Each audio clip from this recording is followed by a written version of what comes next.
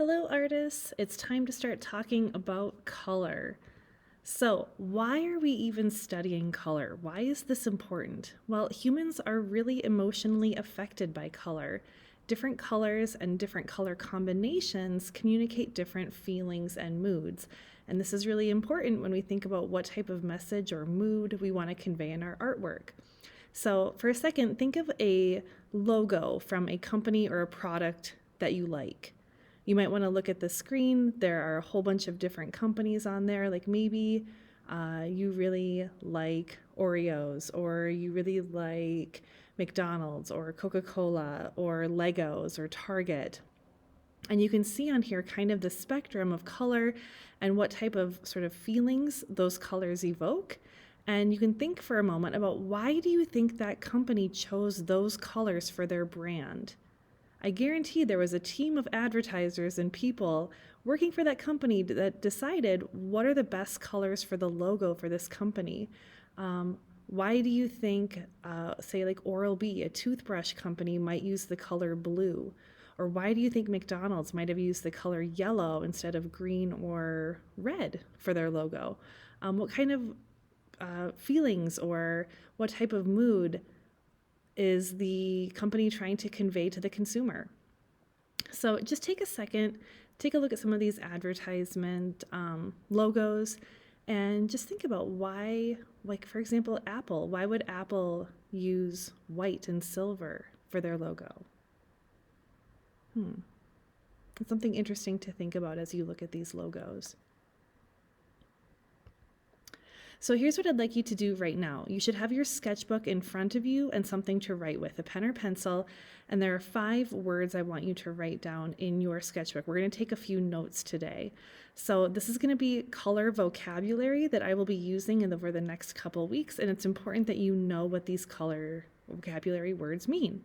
So you're going to write down primary colors, secondary colors, tertiary colors, tint, and shade.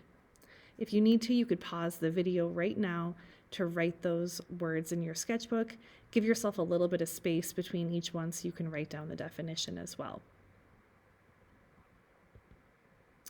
So what we'll be doing right now is talking just about color wheel vocabulary. As you look at this color wheel, it probably looks familiar to you. I'm getting that you've seen this at some point in your art education in your life.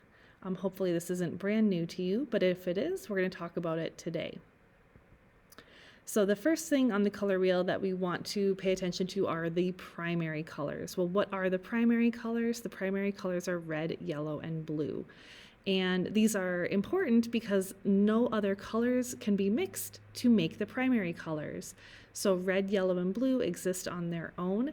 And what makes them special is when mixed together, they make all of the other colors on this color wheel. So for example, if you were painting a tree and you didn't have any green available, but you had yellow and blue, you could mix yellow and blue together to make that green. So primary colors are really important. So write that down in your sketchbook. If you want, you can see on the bottom of this slide, I like to put personally a little bit of colored pencil next to my colors, just because I'm a visual learner and I like to see the colors in addition to the name of the color. So the next grouping of colors, we're going to talk about our secondary colors. These colors are orange, green, and violet. These are the 3 colors that are made by the primary colors. So obviously between red and yellow, you'll see orange because red plus yellow makes orange. Between yellow and blue, you'll see green because yellow and blue mixed together make green. And between red and blue, you'll see violet because red and blue mixed together make violet. Again, please write that in your notes. Even if you already know this information, it's a good thing to write it down just to kind of commit it to memory. And then finally, we have the tertiary colors. These are the colors that exist in between the primary and secondary. So the list of them goes red-orange, yellow-green, blue-violet, and red-violet. I've had students ask me in the past, well, how come it's not orange-red or orange-yellow or green-yellow? One way you can remember is the primary color is listed first. So if you're thinking about what color comes between yellow and green?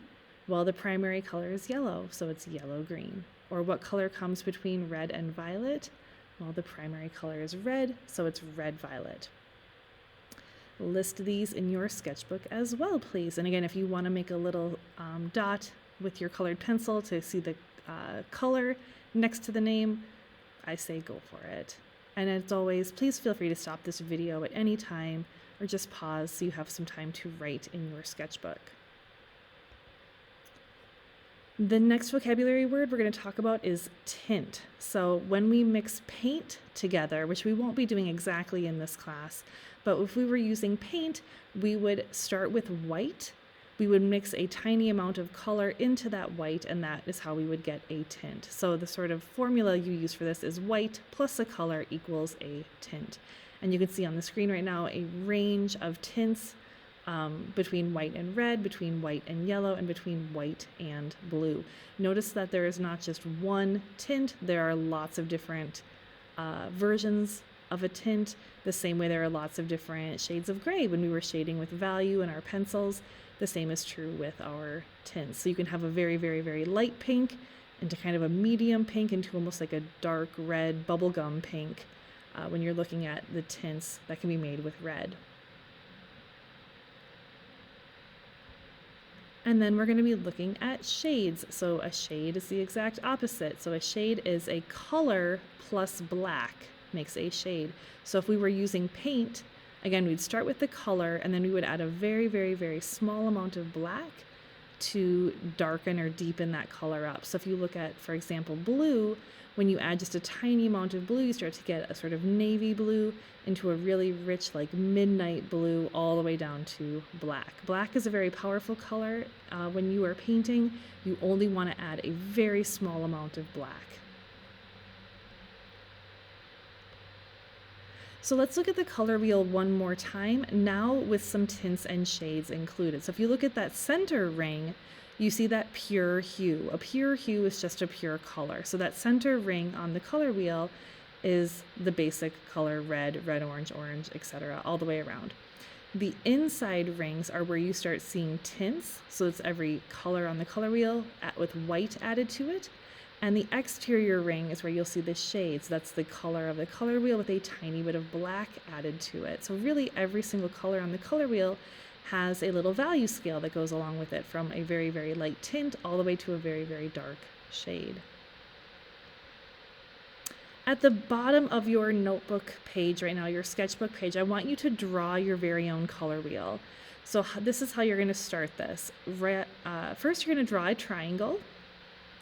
And at each corner of the triangle, you're going to put one of the primary colors. It doesn't matter what order you put them in. So if you put the red in the bottom right corner, it doesn't make a difference because it's going to work no matter what way you start this. But draw a triangle, and at each corner, write red, yellow, and blue.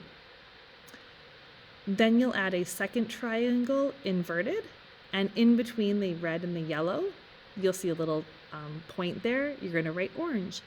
In between yellow and blue, you'll write the word green, and in between red and blue, you'll write the word violet. So now you have your primary colors on there, you have your secondary colors. And then finally, we'll add the tertiary colors. So those are the colors that go in between. So I just made a little triangle, a little carrot that kind of sticks out, and I just abbreviated mine. So red orange, I wrote RO. For yellow orange, I wrote YO. Yellow green, green blue. Wait, I just realized I made a mistake. That needs to be blue green. I caught my own mistake there. So when you write your tertiary colors, don't make the mistake Ms. Parker made. It's not green blue, it's blue green. Blue violet and red violet all the way around. So take a moment, draw your own color wheel at the bottom of your notes. And when you are done, this is what your color wheel notes should look like. Again, I'll be referring to these vocabulary words multiple times over the next couple weeks. So if I talk about a tint or a shade or tertiary colors or secondary or primary colors, I want to make sure you know which colors I'm talking about. This would be a great place to pause the video if needed. Take a second, finish up your notes, please.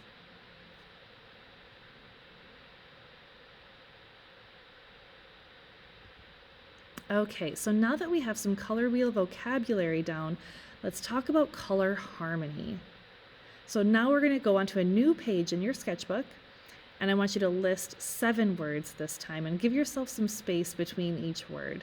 So you're going to write the words cool, warm, triadic, complementary, split complementary, monochromatic, and analogous.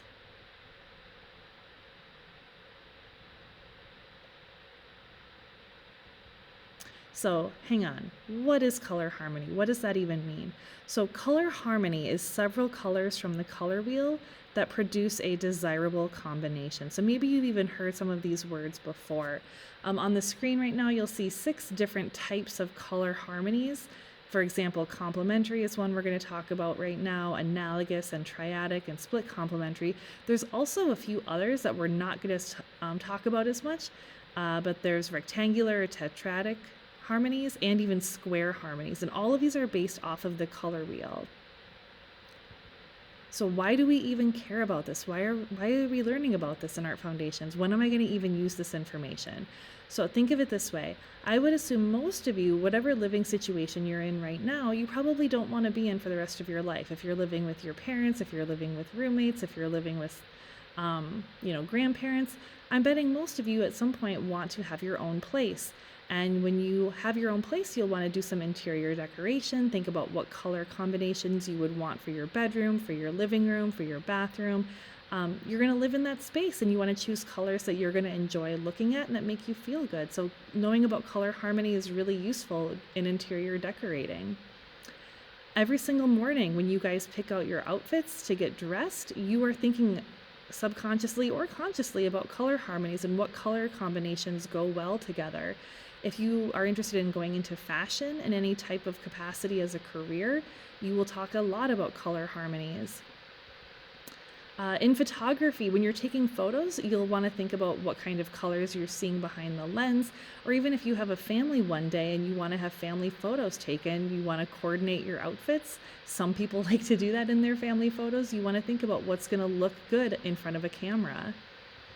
And then, of course, when you make artwork, when you're choosing colors for a work of art, you want to make thoughtful, well-reasoned decisions about what colors you're using, because with the right combination, you can make people really feel calm, you can make them feel excited, you can make them feel on edge.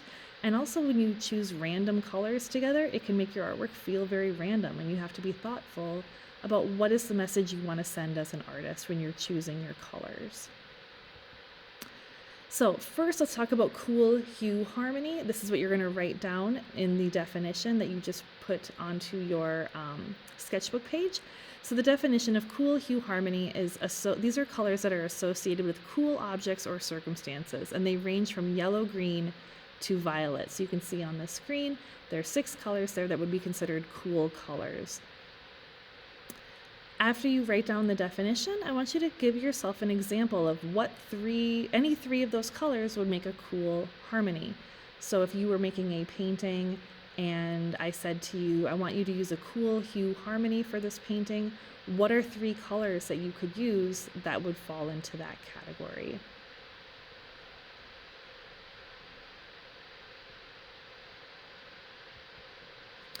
Next, we'll talk about warm hue harmony. So these are colors that are associated with warm objects or circumstances, and they range from red-violet to yellow.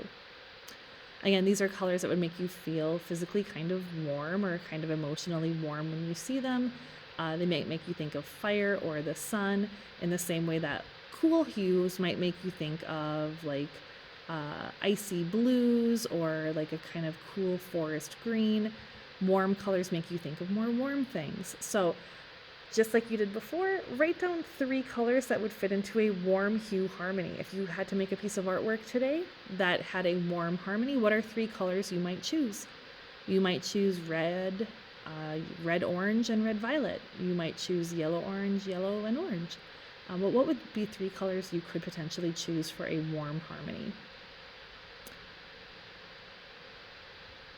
Now we're going to get a little bit more complicated. So triadic harmony is 3 colors equally spaced on the color wheel. So if you can imagine a triangle on top of the color wheel, the most obvious example of this would be red, yellow, and blue. But if we turn that triangle, another example of triadic harmony would be red, violet, yellow, orange, and blue, green. If we turned it again, it would be orange, violet, and green.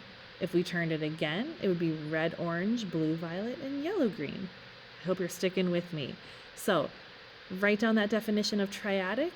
Remember that the prefix tri is, it means three, right? Like a triangle. So a triadic harmony has three colors in it that make a triangle. And write down an example of a triadic harmony in your notes.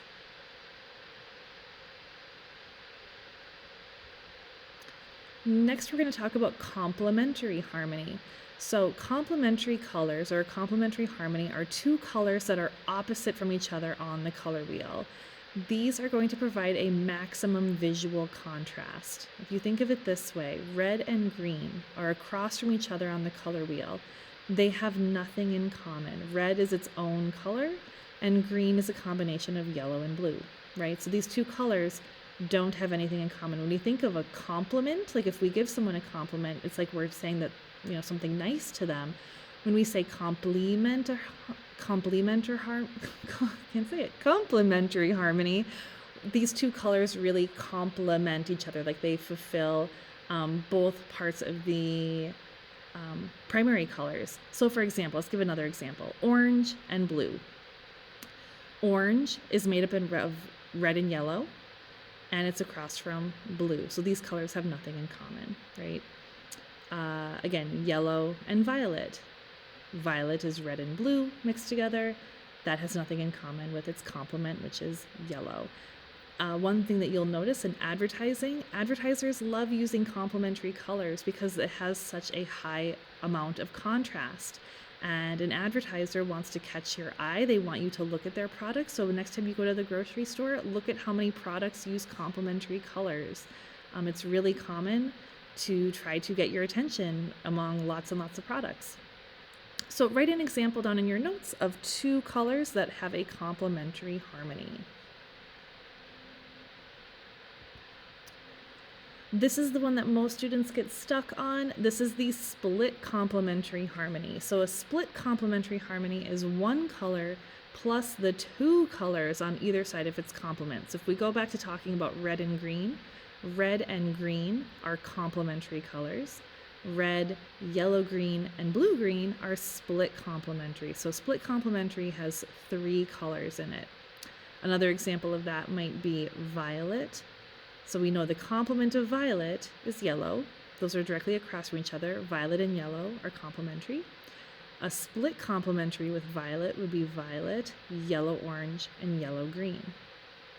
So take a moment in your notes, write down an example of a split complementary harmony.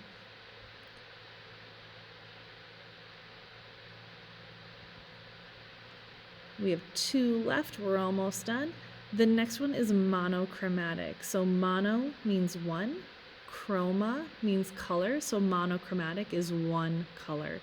A monochromatic harmony is one color with the addition of white, gray, and or black. So if you think about that color wheel one more time with the range of tints and shades, this would be one segment of that color wheel. So if I asked you today to make a harmony or make a painting that has a monochromatic harmony, you would choose just one color from the color wheel and then add white and add black to get all of the tints and shades that fall into that segment. So an example of this could be, for example, blue. If we did a blue monochromatic harmony, then our entire painting would have very light, like baby blue. We'd have a regular blue, and then we'd have navy blue, and that would be our harmony for that painting.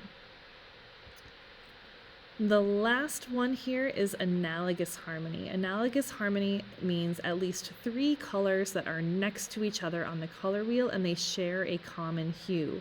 So an example of that could be blue, blue, green, green, and yellow, green. All four of those colors have blue in them. On the top, I have red, orange, red, and red, violet. All three of those colors have red together. So an analogous harmony is at least three. It could be more than three, usually up between 3 and 5 colors that have a common hue together. So write an example now in your notes of an analogous harmony.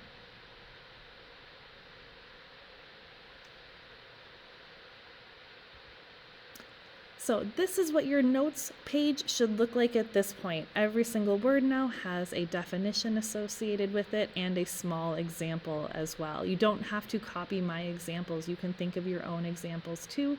If you want to do little colored pencil dots of color next to the examples, I think that visual reminder helps us learn and helps us remember, but that is up to you. So this would be a great point to pause if you need to go back, finish up this page of notes, because you are going to use these vocabulary words again in the next couple of weeks, and it's important that you know what these words mean.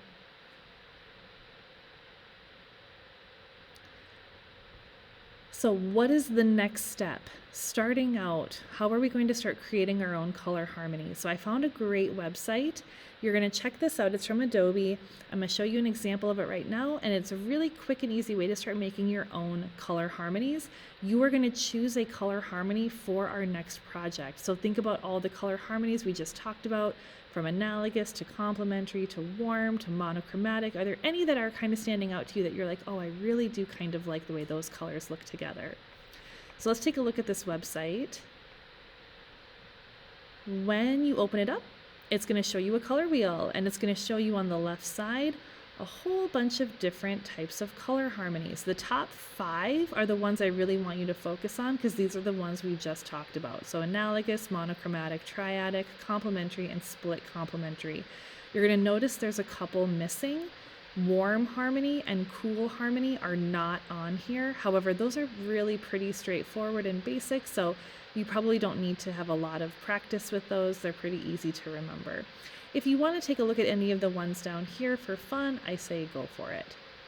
So if I click on analogous, I can drag these around, and every time I drag them, it's going to change my color slightly and give me an analogous harmony. So if I want to drag one way over here, I would say at this point we're not so analogous anymore, but I can bring them all back together, and I can create different analogous harmonies that are going to be really similar. Remember, analogous harmonies are colors that are next to each other on the color wheel.